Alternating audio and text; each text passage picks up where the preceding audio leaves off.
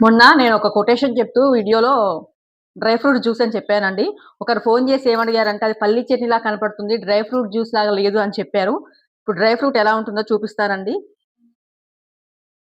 ఇదిగోండి అంజీరా, వాల్‌నట్టు, కిస్మిస్‌లు, జీడిపప్పు, బాదాం పప్పండి. ఇవన్నీ నైట్ నానబెట్టేసి వీటితో పాటుగా ఇది కూడా అండి అవిసె గింజలు, గుమ్మడి పప్పు గింజలు, పుచ్చ గింజలు ఇవన్నీ నానబెట్టేసి నైటు వీటిని మిక్స్ చేసుకుంటారండి. దీంట్లో పాలు, అరటిపండు, కొంచెం బెల్లము, ఖర్జూర అండి ఇవన్నీ కలిపితే మనకి జ్యూస్ అవుతది. అయిన తర్వాత అది ఎలా వస్తదో చూపిస్తాను.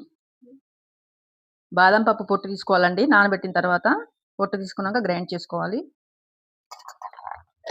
ఈ జ్యూస్ తాగటం వల్ల మజిల్ గ్రోత్ ఉంటుందండి.